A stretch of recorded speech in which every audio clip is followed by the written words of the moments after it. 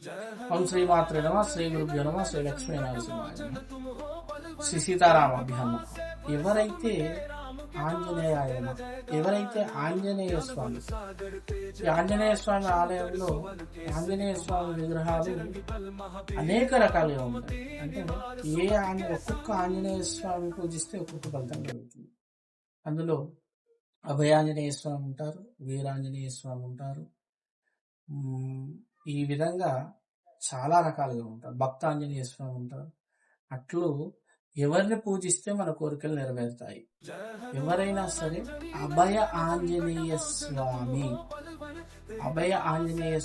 ఆలయాన్ని 16 మంగళవారాలు దర్శించి వారు ఏదైనా కోరిక కోరుకున్నట్లయితే తప్పనిసరిగా ఫలిస్తుంది.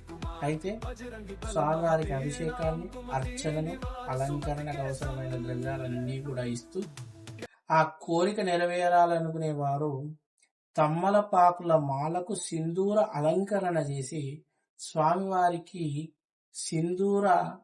సింధూరము అలంకరణ చేయడానికి ఆ అర్చకులకు సింధూరమును మంచి నెయ్యి ఇచ్చి స్వామివారికి సింధూరాన్ని పెట్టించారు ఆలయంలో అర్చకుల ద్వారా.